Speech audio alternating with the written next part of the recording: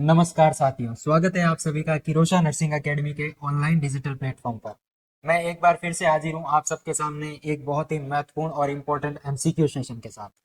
और इस MCQ session के अंदर हम आज डिस्कस करने वाले हैं कुछ इंपॉर्टेंट प्रीवियस ईयर क्वेश्चन की, जो बिल्कुल ओरिएंटेड रहने वाले हैं आपके नर्सिंग ट्यूटर या एम्स के अंदर एसोसिएट प्रोफेसर के एग्जाम के रिगार्डिंग, जिसके अंदर हम डिस्कस करने वाले हैं उन महत्वपूर्ण सवालों का और उन महत्वपूर्ण कंसेप्ट का, इंपॉर्टेंट कंसेप्ट का, जो पिछले एग्जाम्स के अंदर आ चुका है और आने वाले एग्जाम्स के अंदर भी आपके लिए काफी इंपॉर्टेंट और आपके लिए काफी महत्वपूर्ण साबित होगा।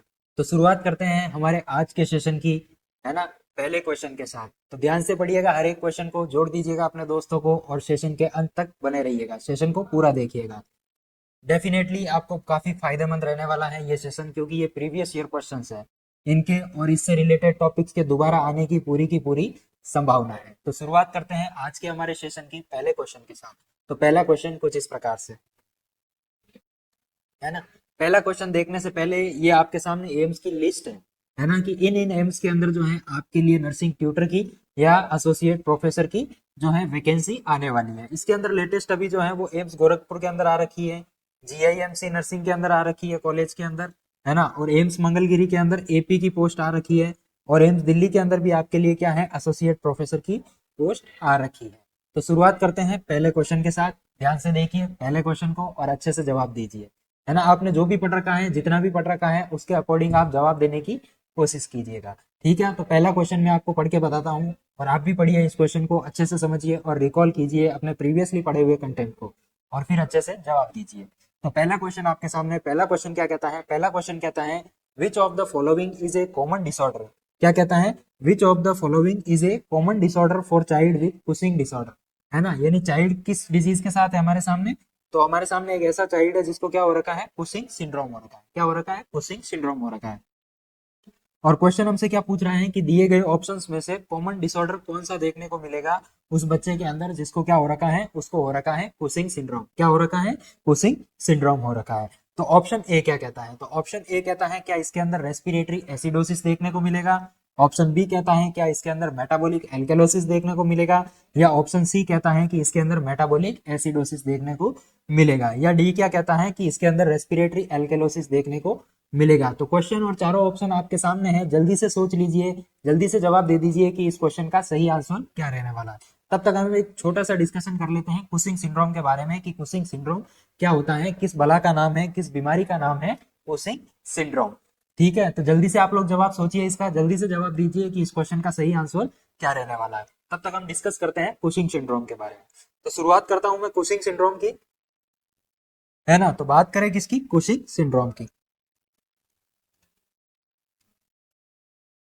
तो कुशिंग सिंड्रोम होता क्या है ना। तो कुशिंग सिंड्रोम क्या होता है, कुशिंग सिंड्रोम के अंदर क्या देखने को मिलता है कि एक्सेसिव जो है कोर्टिसोल का या कोर्टिकोस्टेरॉइड्स या स्टेरॉइड्स का लेवल क्या हो जाता है, वो एक्सट्रीम हो जाता है ना। यानी क्या देखने को मिलता है इसके अंदर, स्टेरॉइड्स का लेवल, है ना, किसका लेवल, स्टेरॉइड्स का लेवल बॉडी में, है ना, इन बॉडी स्टेरॉइड लेवल क्या होता है, बहुत ही ज्यादा इंक्रीज हो जाता है। क्या हो जाता है, बहुत ही ज्यादा इंक्रीज हो जाता है। और इस इंक्रीज ऑफ स्टेरॉइड या स्टेरॉइड हार्मोन के अंदर या एक्सटर्नल एक्सपोजर ऑफ स्टेरॉइड, इसकी वजह से जो ग्रुप ऑफ सिम्टम्स आते हैं उसको हम क्या बोलते हैं, सिंड्रोम बोलते हैं। और स्टेरॉइड के बढ़ने की वजह से आ रहे हैं, उस डिसऑर्डर को क्या नाम दिया हमने, कुशिंग सिंड्रोम। क्या नाम दिया हमने, कुशिंग सिंड्रोम। तो एक बात हमने देखी कि कुशिंग सिंड्रोम के अंदर क्या होता है कि बॉडी के अंदर जो है क्या होता है, स्टेरॉइड का या कोर्टिसोल का लेवल जो होता है वो बहुत ही ज्यादा इंक्रीज हो जाता है। अब ये क्यों इंक्रीज हो जाता है ना, ये क्यों इंक्रीज हो जाता है, तो क्यों इंक्रीज हो जाता है, तो इसका जो कॉज है वो क्या हो सकता है, वो या तो हो सकता है पिट्यूटरी, या तो क्या हो सकता है कि पिट्यूटरी ग्लैंड का क्या हो गया हो, ट्यूमर हो गया हो। किसका, पिट्यूटरी ग्लैंड का क्या हो गया हो, ट्यूमर हो गया हो। या किसका ट्यूमर हो गया हो, एड्रिनल ग्लैंड का, या किसका ट्यूमर हो गया हो, एड्रिनल ग्लैंड का। और एड्रिनल ग्लैंड का ट्यूमर से क्या होगा कि एड्रिनल ग्लैंड जो होती है ना, उसकी जो लेयर होती है कॉर्टेक्स और मेड्यूला, वो कुछ ऐसे हार्मोन सिक्रीट करती है जो क्या करती हैं, कोर्टिसोल का लेवल हमारी बॉडी के अंदर बढ़ाती है। क्या करती है, कोर्टिसोल का लेवल हमारी बॉडी के अंदर बढ़ाती है। वो हार्मोन कौन सिक्रीट करती है, वो करती है आपकी एड्रिनल ग्लैंड। तो कॉजेज के अंदर अगर हम बात करें तो क्या होता है कुशिंग सिंड्रोम का, वो या तो क्या हो सकता है कि पिट्यूटरी ग्लैंड का ट्यूमर हो गया, या दूसरा क्या हो सकता है, एड्रिनल ग्लैंड का ट्यूमर हो गया। ठीक है, और तीसरा कॉज क्या हो सकता है कि एक्सटर्नल स्टेरॉइड एक्सपोजर, है ना। क्या होगा, एक्सटर्नल स्टेरॉइड एक्सपोजर जो है वो बढ़ गया हो, क्या बढ़ गया हो, एक्सटर्नल स्टेरॉइड एक्सपोजर, यानी कि जो पेशेंट है कुशिंग सिंड्रोम का या कोई भी है उसके अंदर क्या हो रहा हो, एक्सटर्नल स्टेरॉइड, यानी स्टेरॉइड नाम की दवाई जो है वो बाहर से ज्यादा दी गई हो, उसकी मात्रा जो है ब्लड के अंदर ज्यादा हो गई हो, तो उसकी वजह से भी क्या देखने को मिल सकता है, उसकी वजह से भी क्या देखने को मिल सकता है, तो उसकी वजह से भी हमें क्या देखने को मिल सकता है, कुशिंग सिंड्रोम देखने को मिल सकता है, क्या देखने को मिल सकता है, कुशिंग सिंड्रोम देखने को मिलता है। अब जिस भी क्लाइंट के अंदर क्या हो रखा हो, कुशिंग सिंड्रोम हो रखा हो, क्या हो रखा हो, कुशिंग सिंड्रोम हो रखा हो, तो उसके अंदर साइन सिम्टम्स कौन से देखने को मिलेंगे, है ना, कुशिंग सिंड्रोम के अंदर क्या साइन सिम्टम्स कौन से देखने को मिलते हैं, है ना, तो देखते हैं कि कुशिंग सिंड्रोम के अंदर साइन सिम्टम कौन से देखने को मिलता है। तो सबसे पहले हमने देखा कि इसके अंदर क्या होता है, कोर्टिसोल का लेवल इंक्रीज हो जाता है, यानी स्टेरॉइड का लेवल इंक्रीज हो जाता है, और जब भी कोर्टिसोल का लेवल इंक्रीज होगा, स्टेरॉइड का लेवल इंक्रीज होगा, तो बॉडी के अंदर क्या होगा, ग्लूकोज बढ़ जाएगा, है ना, क्या हो जाएगा, ग्लूकोज की मात्रा क्या हो जाएगी, बॉडी के अंदर शुगर की मात्रा क्या हो जाएगी, बढ़ जाएगी, और जब शुगर की मात्रा बढ़ जाती है तो उसको क्या नाम देते हैं, हाइपरग्लाइसेमिया, क्या बोलते हैं, हाइपर ग्लाइसेमिया, यानी कुशिंग सिंड्रोम के पेशेंट के अंदर आपको क्या देखने को मिलेगा, ग्लूकोज का लेवल, शुगर का लेवल एलिवेटेड देखने को मिलेगा, और क्लाइंट के अंदर क्या देखने को मिलेगा, हाइपर ग्लाइसेमिया देखने को मिलेगा, क्या देखने को मिलेगा, हाइपर ग्लाइसेमिया देखने को मिलेगा।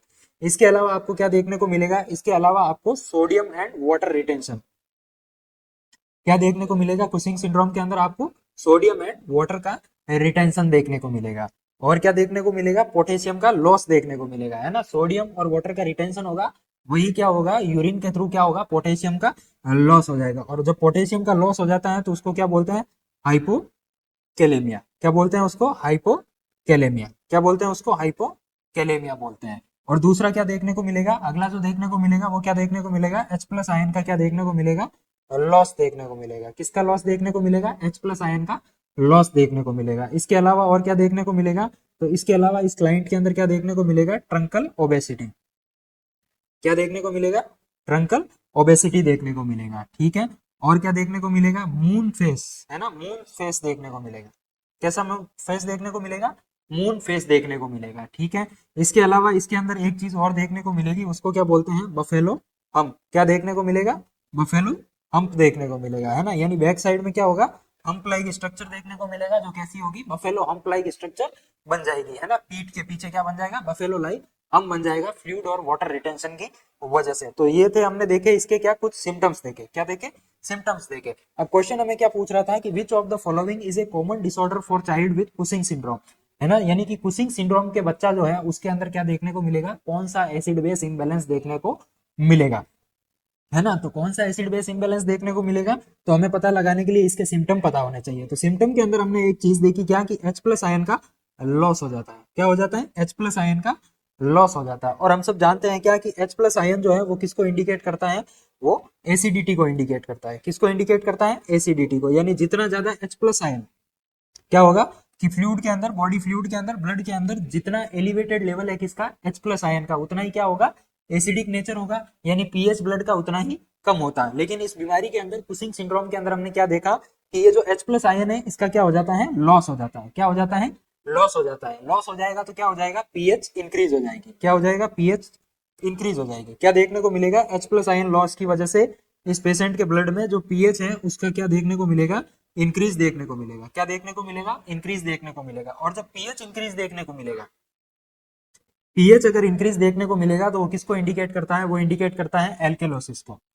बढ़ा हुआ पीएच क्या बताता है कि ब्लड किस लेवल का हो गया है, या किस कैरेक्टरिस्टिक हो गई है एसिड बेस बैलेंस के अंदर, तो वो कैसा हो जाएगा, ब्लड का नेचर एल्कलीन हो जाएगा, क्या देखने को मिलेगा, पेशेंट के अंदर एल्केलोसिस देखने को मिलेगा, है ना। अब वो एल्केलोसिस होगा कौन सा, है ना, क्या रेस्पिरेटरी एसिडोसिस होगा, तो हमने देखा कि एसिडोसिस तो होगा ही नहीं, है ना, क्या होगा, एल्केलोसिस, यानी पीएच बढ़ा हुआ है तो क्या देखने को मिलेगा, एल्केलोसिस देखने को मिलेगा। और पीएच क्यों बढ़ा है, क्योंकि H प्लस आयन का लॉस हो रहा है, ठीक है। तो दो ऑप्शन बाहर हो गए एसिडोसिस वाले, है ना, नहीं तो रेस्पिरेटरी एसिडोसिस होगा, नहीं मेटाबॉलिक एसिडोसिस होगा, है ना। दूसरा ऑप्शन क्या कह रहा है, मेटाबॉलिक एल्केलोसिस, और डी ऑप्शन क्या कह रहा है, रेस्पिरेटरी एल्केलोसिस। तो हमने देखा कि जो कुशिंग सिंड्रोम है उसके अंदर पिट्यूटरी ग्लैंड अफेक्टेड हो रही थी, या एड्रिनल ग्लैंड इफेक्टेड हो रही थी, है ना, या क्या हो रहा था, ग्लूकोज का लेवल, स्टेरॉइड का लेवल, कोर्टिसोल का लेवल बढ़ा हुआ देखने को मिल रहा था। इसमें कहीं भी रेस्पिरेटरी सिस्टम का इन्वॉल्वमेंट नहीं था, है ना। हमने कहीं साइन सिम्टम के अंदर ये नहीं देखा कि क्लाइंट की सांसें ऊपर नीचे हो रही है या रेस्पिरेशन से रिलेटेड कोई प्रॉब्लम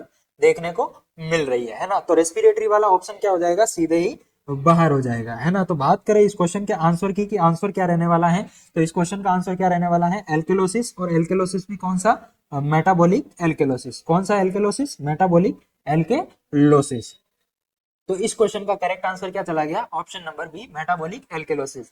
यानी आपसे पूछा जाए कि कुशिंग सिंड्रोम के अंदर, है ना, कुशिंग सिंड्रोम के अंदर कौन सा एसिड बेस इंबैलेंस देखने को मिलता है, तो वो आपको देखने को मिलता है मेटाबॉलिक एल्केलोसिस। इसके अलावा आपको पूछा जा सकता है कि कौन कौन से ऑर्गन या कौन कौन सी ग्लैंड इसके अंदर अफेक्टेड होती है, तो मैंने आपको बताया पिट्यूटरी ग्लैंड और एड्रिनल ग्लैंड, ठीक है। उसके अलावा क्या हो सकता है, हाइड्रोजेनिक, है ना, हाइड्रोजेनिक यानी कि बाहर से जो है स्टेरॉइड का लेवल दिया जा रहा था, स्टेरॉइड बढ़ाने वाली मेडिकेशन दी जा रही थी, उनकी वजह से भी क्या हो सकता है, कुशिंग सिंड्रोम हो सकता है। साइन सिम्टम इसके हमने देख लिए कि इसके अंदर क्या क्या साइन सिम्टम है, तो ये चीजें आपको याद रखनी है। एक तो बफेलो हम्प आपको याद रखना है, मून फेस, ट्रंकल ओबेसिटी, और ये जितने भी इलेक्ट्रोलाइट इम्बैलेंस इसके अंदर देखने को मिलते हैं कि कौन सा लॉस हो रहा है और कौन सा रिटेन हो रहा है, ये भी आपको याद रखना है। तो क्वेश्चन का आंसर चला गया option number B, metabolic alkalosis. मैं उम्मीद करता हूं, आशा करता हूं कि इस क्वेश्चन का आंसर आपका सही गया होगा कि कुशिंग सिंड्रोम के अंदर कौन सा एसिड बेस इंबैलेंस आपको देखने को मिलता है। तो बढ़ते हैं हमारे नेक्स्ट क्वेश्चन की ओर।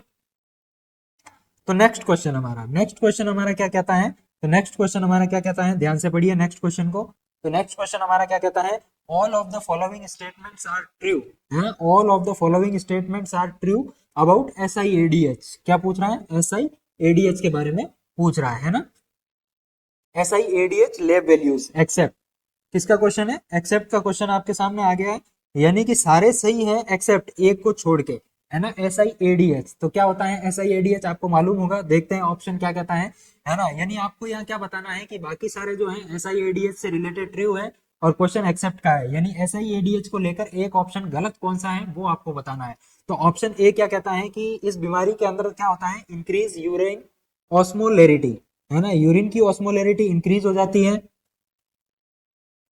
क्या हो जाता है, यूरिन की ऑस्मोलेरिटी इंक्रीज हो जाती है क्या ये SiADH के अंदर, या SiADH causes elevated urine sodium concentration, क्या यूरिन के अंदर सोडियम का कंसंट्रेशन इंक्रीज हो जाता है SiADH के अंदर, या सी ऑप्शन कहता है क्या डिक्रीज प्लाज्मा ऑस्मोलेरिटी, है ना, प्लाज्मा की ऑस्मोलेरिटी डिक्रीज हो जाती है, या ऑप्शन डी क्या कहता है इंक्रीज प्लाज्मा ऑस्मोलेरिटी, क्या जो ब्लड प्लाज्मा है ना, उसकी क्या हो जाती है, ऑस्मोलेरिटी इंक्रीज हो जाती है।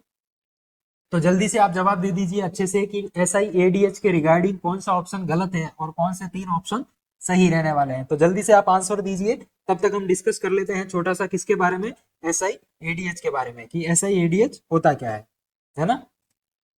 तो जल्दी से जवाब दीजिए इसका कि इसका सही आंसर क्या रहने वाला है, SiADH के रिगार्डिंग रॉन्ग ऑप्शन कौन सा रहने वाला है ना। एक्सेप्ट का क्वेश्चन है, यानी कि बाकी सारे ट्रू हैं और आपको एक जो फॉल्स है उसको फाइंड आउट करना है ना। तब तक हम बात कर लेते हैं SiADH का माजरा क्या है या ये कौन सी बला का नाम है ना। तो हम एक हार्मोन पढ़ते हैं, है ना, हमारी बॉडी के अंदर एक हार्मोन सीक्रेट होता है, उसका क्या नाम होता है, ADH। क्या नाम होता है उसका, ADH। अब ये ADH क्या होता है, तो ADH हम सब जानते हैं क्या होता है, ADH, ADH होता है एंटी डाईयूरेटिक हार्मोन। क्या होता है, एंटी डाईयूरेटिक हार्मोन। और जब भी इस ADH का लेवल क्या हो जाए, ऊपर नीचे हो जाए, क्या हो जाए, जब भी इस एंटी डायूरेटिक हार्मोन का लेवल क्या हो जाए, ऊपर नीचे हो जाए, तो हमें कुछ ना कुछ डिजीज या डिसऑर्डर देखने को मिलेगा। तो वो डिसऑर्डर कौन से होते हैं, तो हम दो डिसऑर्डर पढ़ते हैं, एक तो तब जब ADH का लेवल क्या हो, जरूरत से कम हो जाए, क्या हो जाए, जरूरत से कम हो जाए ADH का लेवल, और दूसरा कब देखते हैं, जब इंक्रीज हो जाए, है ना। तो यदि ADH की डेफिशिएंसी हो जाए, क्या हो जाए, ADH की डेफिशिएंसी हो जाए और ADH का लेवल क्या हो जाए, एक्सेस हो जाए या इंक्रीज हो जाए, है ना, तो कौन सी डिजीज देखने को मिलती है। तो ADH क्या है, एंटी डायूरेटिक हार्मोन, यानी ये क्या करवाता है, यूरिन आउटपुट को डिक्रीज करवाता है, यूरिन का क्या करवाता है या वाटर का क्या करवाता है, रिटेंशन करवाता है ना। तो यदि ADH कम हो गया, यानी एंटी डायूरेटिक हार्मोन यदि कम हो गया, तो उसकी वजह से कौन सी बीमारी देखने को मिलती है, तो इस बीमारी का क्या नाम होता है, तो डेफिशिएंसी की वजह से जो देखने को मिलती है उसको क्या नाम देते हैं हम, डायबिटीज इंसिपिडस। कौन सी बीमारी, यानी ADH की कमी से कौन सा डिसऑर्डर होता है, तो वो होता है आपका डायबिटीज इंसिपिडस। वही हम बात करें ADH के एक्सेस की वजह से, है ना, अगर ADH का लेवल बढ़ जाए तो उसके अंदर क्या देखने को मिलता है, तो उसके अंदर देखने को मिलता है SiADH, है ना। SiADH से आप क्या समझते हैं, तो SiADH यानी सिंड्रोम, क्या होता है, सिंड्रोम ऑफ इनएप्रोप्रिएट ADH, क्या होता है, सिंड्रोम ऑफ इनएप्रोप्रिएट ADH।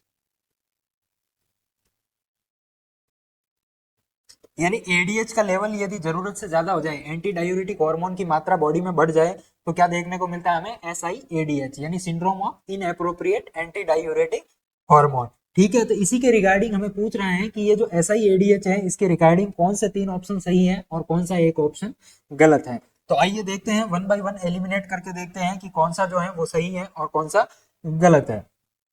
तो इन ऑप्शन के अंदर एक वर्ड दिया हुआ है और उस वर्ड का क्या नाम है, ऑस्मोलेरिटी। क्या नाम है इसका, ऑस्मोलेरिटी। तो ये ऑस्मोलेरिटी क्या होता है आपको पता होना चाहिए, ऑस्मोलेरिटी क्या होता है ना। तो ऑस्मोलेरिटी क्या होता है, ऑस्मोलेरिटी होता है कंसंट्रेशन फाइंड आउट करने का एक तरीका, है ना। कि इसके अंदर क्या देखते हैं हम, सोल्यूट की कंसंट्रेशन। क्या देखते हैं, सोल्यूट का कंसंट्रेशन,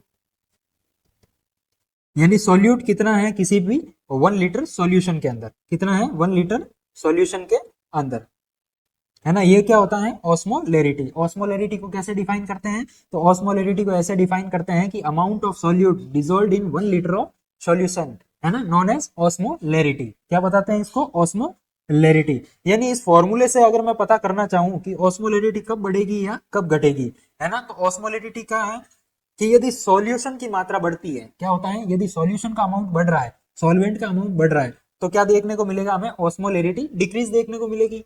क्या देखने को मिलेगी, यानी फ्लूइड का लेवल बढ़ रहा है बॉडी में, तो ऑस्मोलेरिटी क्या देखने को मिलेगी, डिक्रीज देखने को मिलेगी। और यदि सॉल्यूट की मात्रा सॉल्यूशन से ज्यादा बढ़ रही है तो क्या होगा, ऑस्मोलेरिटी इंक्रीज देखने को मिलेगी। क्या होगा, ऑस्मोलेरिटी इंक्रीज देखने को मिलेगी। तो हमें बस यही बताना है ना। तो SIADH के अंदर क्या हो रहा था, SIADH के अंदर जो है एडीएच की मात्रा बढ़ रही थी। क्या हो रहा था, एडीएच की मात्रा क्या हो रही थी, बढ़ रही थी। अब ये एडीएच की मात्रा बढ़ रही है अगर, है ना, एंटी डायूरेटिक हार्मोन बढ़ गया, तो इसकी वजह से क्या होगा, फ्लूइड लॉस जो है, फ्लूइड लॉस क्या हो जाएगा, कम हो जाएगा। क्या हो जाएगा, फ्लूइड लॉस जो है वो कैसा हो जाएगा, कम हो जाएगा। और फ्लूइड लॉस कम हो जाएगा यानी यूरिन के साथ अगर वाटर की मात्रा कम जाएगी बाहर, तो क्या देखने को मिलेगा, यूरिन कंसंट्रेटेड देखने को मिलेगा। क्या देखने को मिलेगा, यूरिन कंसंट्रेटेड देखने को मिलेगा। और उसकी क्या हो जाएगी, ऑस्मोलेरिटी इंक्रीज देखने को मिलेगी, है ना। यानी कि यूरिन की ऑस्मोलेरिटी इंक्रीज देखने को मिलेगी, यानी ऑप्शन ए आपका सही है, इंक्रीज यूरिन ऑस्मोलेरिटी। दूसरा ऑप्शन क्या कह रहा है, दूसरा ऑप्शन कह रहा है एलिवेटेड यूरिन सोडियम कॉन्सेंट्रेशन, है ना। तो क्या होगा कि बॉडी से वाटर लॉस है वो कम हो जाएगा, क्योंकि एडीएच हार्मोन का लेवल बढ़ गया तो यूरिन के अंदर सोलवेंट की मात्रा यानी वाटर की मात्रा बहुत कम बाहर जा रही है, लेकिन सोडियम और पोटेशियम का लॉस तो हो रहा है। यानी यूरिन के अंदर क्या देखने को मिलेगा, क्या देखने को मिलेगा, ऑस्मोलेरिटी इंक्रीज देखने को मिल रही है, यानी अमाउंट ऑफ सॉल्यूट जो है वो क्या देखने को मिल रहा है, इंक्रीज देखने को मिला है। और सॉल्यूट के अंदर क्या आएगा, सोडियम भी आएगा, इलेक्ट्रोलाइट भी आएगा। तो ऑप्शन बी आपका क्या हो गया, सही हो गया। यानी SIADH के अंदर जो है यूरिन के अंदर सोडियम की मात्रा भी कैसी देखने को मिलती है, बढ़ी हुई देखने को मिलती है। अब बचते हैं हमारे पास 2 ऑप्शन, कितने ऑप्शन, अब बचते हैं हमारे पास 2 ऑप्शन, है ना। एक तो कह रहा है कि डिक्रीज प्लाज्मा ऑस्मोलरिटी, यानी प्लाज्मा की ऑस्मोलरिटी डिक्रीज देखने को मिलेगी या प्लाज्मा की ऑस्मोलरिटी इंक्रीज देखने को मिलेगी। तो मैंने आपको ऑस्मोलरिटी का फॉर्मूला बताया, है ना, कि जब भी क्या हो, फ्लूइड की मात्रा एक्सेस हो, फ्लूइड की मात्रा इंक्रीज हो, तो क्या होगा, ऑस्मोलरिटी डिक्रीज होती है। क्या होता है, ऑस्मोलरिटी डिक्रीज होती है। अब यूरिन के साथ वाटर बहुत ही कम बाहर जा रहा है, तो वो वाटर क्या हो रहा है, रीअब्सॉर्ब हो रहा है किडनी के अंदर और बॉडी के अंदर एक्यूमुलेट हो रहा है। यानी बॉडी के अंदर क्या होगा, इस सॉल्यूशन की यानी फ्लूइड की मात्रा बढ़ जाएगी, और सॉल्यूशन की मात्रा बढ़ जाएगी तो ऑस्मोलरिटी कैसी देखने को मिलेगी, डिक्रीज देखने को मिलेगी, है ना। तो बॉडी के अंदर फ्लूइड का रिटेंशन हो रहा है, इसका मतलब बॉडी के अंदर जो प्लाज्मा है उसकी क्या देखने को मिलेगी, ऑस्मोलरिटी डिक्रीज देखने को मिलेगी। क्या देखने को मिलेगा, प्लाज्मा ऑस्मोलरिटी डिक्रीज देखने को मिलेगी, है ना। तो ये भी क्या हो गया, प्लाज्मा ऑस्मोलरिटी डिक्रीज देखने को मिलेगी, यानी ऑप्शन सी भी आपका क्या हो गया, सही हो गया।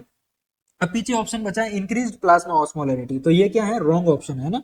प्लाज्मा की जो ऑस्मोलरिटी है वो हमें क्या देखने को मिलती है, डिक्रीज देखने को मिलती है। कैसी देखने को मिलती है, डिक्रीज देखने को मिलती है। ठीक है, तो इस क्वेश्चन का आंसर हमारा क्या चला गया कि 3 ऑप्शन जो है वो SIADH को लेकर करेक्ट है, वही एक ऑप्शन जो है, वही एक ऑप्शन जो है वो रॉन्ग है। तो रॉन्ग कौन सा है, तो वो रॉन्ग है ऑप्शन नंबर डी, यानी SIADH जो है वो प्लाज्मा ऑस्मोलरिटी को इंक्रीज नहीं करवाता बल्कि कैसा रखता है, डिक्रीज करता है। तो आपको याद रखना है, syndrome of inappropriate anti diuretic hormone के अंदर जो है ना, ये जो डिसऑर्डर हो जाता है इसके अंदर क्या देखने को मिलता है, प्लाज्मा ऑस्मोलरिटी डिक्रीज देखने को मिलती है। और ऑस्मोलरिटी होती क्या है ये भी मैंने आपको बताया। तो नेक्स्ट टाइम जब भी ऐसा क्वेश्चन आए, मैं ऐसी उम्मीद करता हूं कि आप ऑस्मोलरिटी से समझ जाएंगे कि कब डिक्रीज होती है और कब इंक्रीज होती है। तो बढ़ते हैं नेक्स्ट क्वेश्चन की ओर। नेक्स्ट क्वेश्चन हमारा, तो नेक्स्ट क्वेश्चन हमारा क्या कहता है, ध्यान से पढ़िए हर एक क्वेश्चन को, है ना। क्या कहता है नेक्स्ट क्वेश्चन, नेक्स्ट क्वेश्चन आपका कह रहा है कि self care deficient theory was developed by, है ना। हम बहुत सारी नर्सिंग की थ्योरियां पढ़ते हैं,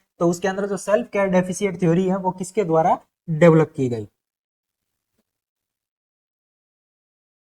तो ऑप्शन ए क्या कहता है, ऑप्शन ए कहता है क्या ये बेटी न्यूमान द्वारा, है ना, क्या बोलते हैं, बेटी न्यूमान द्वारा डेवलप की गई, या ऑप्शन बी फ्लोरेंस नाइटिंगेल ने दी थी ये सेल्फ केयर डेफिशिएंट थ्योरी, या ऑप्शन सी क्या वर्जीनिया एंडरसन ने दी थी, या ऑप्शन डी क्या ये ऑर्थिया एलिजाबेथ ओरम ने दी थी। तो जल्दी से आप लोग इसका आंसर बताइए कि इस क्वेश्चन का आंसर आपकी तरफ से क्या रहने वाला है, और ये जो सेल्फ केयर डेफिशिएंट थ्योरी है ये किसके द्वारा दी गई, है ना, सेल्फ केयर डेफिशिएंट थ्योरी किसने दी गई। तो जरूर आपने एक टॉपिक तो पढ़ ही रखा होगा, नर्सिंग थ्योरीज, है ना। नर्सिंग की बहुत सारी थ्योरियां जो है वो अलग अलग लोगों ने दी थी, है ना। उसमें से चार ऑप्शन हमारे सामने हैं, इन्होंने कौन कौन सी थ्योरी दी, और क्वेश्चन हमसे पूछ रहा है कि जो सेल्फ केयर डेफिशिएंट थ्योरी है वो किसके द्वारा दी गई, है ना। तो पहला ऑप्शन क्या कहता है, पहला ऑप्शन कहता है कि बेटी न्यूमान, ये जो न्यूमान भाई साहब है इन्होंने कौन सी थ्योरी दी। तो मैं आपको बता दूं कि ये जो बेटी न्यूमान है इन्होंने कौन सी थ्योरी दी थी, तो इन्होंने दी थी सिस्टम मॉडल। थ्योरी का नाम क्या था, सिस्टेमिक मॉडल, है ना, सिस्टम्स मॉडल थ्योरी। ये किसने दी थी आपकी, ये इन्होंने न्यूमान साहब ने दी थी। वहीं दूसरा ऑप्शन हमसे क्या कहता है कि ये जो फ्लोरेंस नाइटिंगेल है इन्होंने कौन सी थ्योरी दी थी। तो फ्लोरेंस नाइटिंगेल के बारे में नर्सिंग के सारे बंदे जानते हैं कि फ्लोरेंस नाइटिंगेल कौन है और उनका क्या रोल है नर्सिंग के अंदर, है ना। तो फ्लोरेंस नाइटिंगेल ने कौन सी थ्योरी दी थी, इन्होंने दी थी एनवायरमेंटल थ्योरी। कौन सी थ्योरी दी थी, एनवायरमेंटल थ्योरी। कौन सी थ्योरी दी थी, एनवायरमेंटल थ्योरी दी थी। वही बात करें वर्जीनिया एंडरसन की, है ना, कि वर्जीनिया एंडरसन ने कौन सी थ्योरी दी थी। तो वर्जीनिया एंडरसन ने कौन सी थ्योरी दी थी, तो वर्जीनिया एंडरसन ने थ्योरी दी थी नर्सिंग नीड्स थ्योरी। कौन सी थ्योरी दी थी, नर्सिंग नीड्स थ्योरी, है ना। तो तीन ऑप्शन हमारे सामने क्लियर हो गए कि न्यूमान साहब ने जो थ्योरी दी थी उसका नाम क्या था, systems model theory. Florence Nightingale ने दी थी एनवायरमेंटल थ्योरी, वर्जीनिया एंडरसन ने दी थी नर्सिंग नीड्स थ्योरी। यानी ऑप्शन जो है सेल्फ केयर डेफिशिएंट थ्योरी किसने दी थी, तो ऑप्शन एक बचता है हमारे सामने कि वो किसने दी थी, वो एलिजाबेथ ओरम ने दी थी। किसने दी थी, एलिजाबेथ ओरम ने दी थी सेल्फ केयर डेफिशिएंट थ्योरी। अब ये सेल्फ केयर डेफिशिएंट थ्योरी कहती क्या है ना, सेल्फ केयर डेफिशिएंट थ्योरी के अंदर होता क्या है ना। तो ये जो सेल्फ केयर डेफिशिएंट थ्योरी है इसके अंदर तीन चीजें आपको समझनी होती है। पहला तो सेल्फ केयर क्या होती है ना, और दूसरा क्या हो जाएगा, दूसरा पॉइंट आपको ये समझना है कि सेल्फ केयर डेफिशिएंट क्या होता है, सेल्फ केयर डेफिशिएंट क्या होता है, और तीसरा आपको क्या समझना है, तो तीसरा आपको जो समझना है वो समझना है नर्सिंग सिस्टम, है ना, कि यदि सेल्फ केयर डेफिशिएंट कोई व्यक्ति हो गया है तो उसके अंदर नर्सिंग सिस्टम का क्या रोल रहता है ना। तो सबसे पहले बात करें किसकी, सेल्फ केयर की। सेल्फ केयर का क्या मतलब होता है, तो सेल्फ केयर का क्या मतलब होता है कि a person is able to do all those activity to improve health या टू मेंटेन हेल्थ, यानी अपनी हेल्थ को मेंटेन करने के लिए एक व्यक्ति जो जो केयर एक्टिविटी कर सकता है ना, उसके लिए एबल है, तो वो क्या है, इसका मतलब अपनी सेल्फ केयर कर सकता है ना। वही अगर क्या हो जाए सेल्फ केयर डेफिशिएंट, यानी वो अनेबल टू वर्क, है ना, अनेबल टू वर्क या perform those activities to maintain health, है ना, यानी हेल्थ को मेंटेन करने के लिए वो एक्टिविटीज अपनी नहीं कर पा रहा है, तो वो क्या कहता है, सेल्फ केयर डेफिशिएंट। वही तीसरा पॉइंट हमारे सामने क्या होता है, तीसरा होता है नर्सिंग सिस्टम, है ना, कि नर्सिंग का क्या रोल है यदि कोई व्यक्ति क्या हो गया है, सेल्फ केयर डेफिशिएंट हो गया है, तो नर्स क्या करती है, सेल्फ केयर डेफिशिएंट व्यक्ति को क्या करती है, केयर प्रोवाइड कर सकती है, क्या कर सकती है, केयर प्रोवाइड कर सकती है, उसकी डेली लाइफ एक्टिविटीज के अंदर उसको असिस्ट कर सकती है, या वो सारे फंक्शन करने में असिस्ट कर सकती है जो उसके लिए क्या हो गए हैं, जिसके लिए पेशेंट क्या हो गया है, अनेबल हो गया है या सेल्फ केयर डेफिशिएंट हो गया है। तो ये थी सेल्फ केयर डेफिशिएंट थ्योरी जो एलिजाबेथ ओरम द्वारा दी गई, है ना। इसके अलावा तीनों ऑप्शन मैंने आपको एक्सप्लेन कर दिए कि तीन और लोगों ने कौन कौन सी थ्योरी दी थी। तो नर्सिंग थ्योरी से आपके लिए इंपॉर्टेंट क्वेश्चन एक बन सकता है, तो सारी थ्योरीज का आपको आइडिया होना चाहिए कि कौन सी थ्योरी के अंदर क्या होता है और किसके द्वारा वो थ्योरी जो है डेवलप की गई। तो इस क्वेश्चन का करेक्ट आंसर आपका क्या चला गया, इस क्वेश्चन का करेक्ट आंसर चला गया ऑप्शन नंबर डी। क्या चला गया, ऑप्शन नंबर डी। बढ़ते हैं नेक्स्ट क्वेश्चन की ओर। तो नेक्स्ट आपके लिए क्या है, किरोशा की तरफ से आपके लिए एक तो बुक है जिसके अंदर आपको क्या मिलने वाले हैं, पीवाईक्यूज मिलने वाले हैं 1500 पीवाईक्यूज, है ना, जो different different nursing tutor exams के अंदर या एम्स के एग्जाम्स के अंदर पूछे जा चुके हैं, पूछे जा चुके हैं। तो ये बुक आप जो है परचेज कर सकते हैं किरोशा एकेडमी के साथ, है ना। और इसके अलावा क्या दे रहा है किरोशा एकेडमी आपके लिए ऐप पे लेकर आया है टेस्ट सीरीज। इस टेस्ट सीरीज के अंदर आपको क्वेश्चन प्रैक्टिस क्वेश्चन पेपर मिलने वाले हैं, और इसकी प्राइस आपके लिए ऑफर प्राइस रहने वाली है 499 ओनली, है ना। और ये जो ऑफर प्राइस है ये ऑफर प्राइस आपके 15 नवंबर, है ना, 2025 तक रहने वाला है, यानी 15 नवंबर से पहले पहले अगर आप इसको बाय करते हैं तो आपको प्राइस क्या मिलने वाला है 499। उसके बाद यदि आप करेंगे तो इसका प्राइस बढ़ जाएगा, वो हो जाएगा 999। तो जो लोग भी इंटरेस्टेड है नर्सिंग ट्यूटर एग्जाम के रिगार्डिंग, वो बुक और टेस्ट सीरीज और रिकॉर्डेड बैच जो है हमारा वो परचेज कर सकते हैं। ठीक है, बढ़ते हैं नेक्स्ट। तो नेक्स्ट क्वेश्चन हमारा क्या कहता है, तो नेक्स्ट क्वेश्चन क्या कहता है, ध्यान से पढ़िए, 2 बार पढ़िए और अच्छे से जवाब सोचिए कि इस क्वेश्चन का जवाब क्या रहने वाला है। तो क्वेश्चन क्या कह रहा है, क्वेश्चन हमसे कह रहा है कि मैटरनल एडमिनिस्ट्रेशन, किसकी बात कर रहा है, maternal administration of magnesium sulphate, यानी माँ को क्या दिया जा रहा है, क्या एडमिनिस्टर किया जा रहा है, मैग्नीशियम सल्फेट। क्या दिया जा रहा है, मैग्नीशियम, क्या दिया जा रहा है, मैग्नीशियम सल्फेट। ठीक है, for longer than 5 to 7 days, यानी मोर देन 5 डेज या 7 डेज दिया जा रहा है ड्यूरिंग प्रेगनेंसी।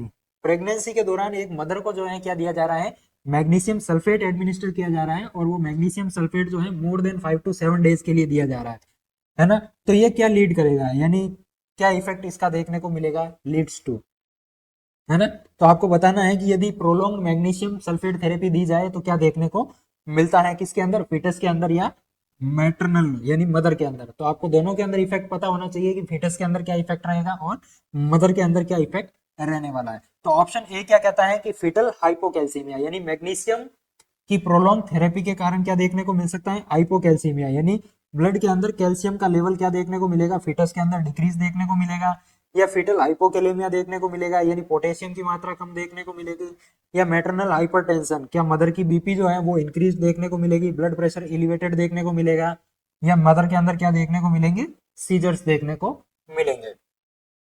तो क्वेश्चन हमने पढ़ लिया है, हमसे पूछ रहा है मैग्नीशियम सल्फेट थेरेपी यदि प्रोलॉन्ग हो जाए तो इसका क्या इफेक्ट देखने को मिल सकता है। 2 ऑप्शन आपको फीटस के रिगार्डिंग दिए हुए हैं और 2 मदर के अंदर दिए हुए हैं, है ना, कि मदर के अंदर क्या देखने को मिल सकता है या फीटस के अंदर क्या देखने को मिल सकता है। तो जल्दी से इस क्वेश्चन का आंसर सोच लीजिए और जवाब दे दीजिए कि मैग्नीशियम का जो एडवर्स इफेक्ट है वो क्या देखने को मिलेगा, या दिए गए ऑप्शंस में से इस क्वेश्चन के लिए कौन सा जवाब आपका सही जाने वाला है ना। तब तक हम डिस्कशन कर लेते हैं किसका, कि मैग्नीशियम सल्फेट जो है वो मदर को क्यों दिया जाता है ना। क्या है कि मैग्नीशियम सल्फेट थेरेपी जो है वो मदर को क्यों दिया जाता है। तो आंसर कीजिए जल्दी से, है ना। तो बात करें किसकी, मदर की, यानी कोई भी एक क्या है, प्रेग्नेंट लेडी होती है। आप जवाब दीजिए तब तक हम इसको एक्सप्लेन करते हैं।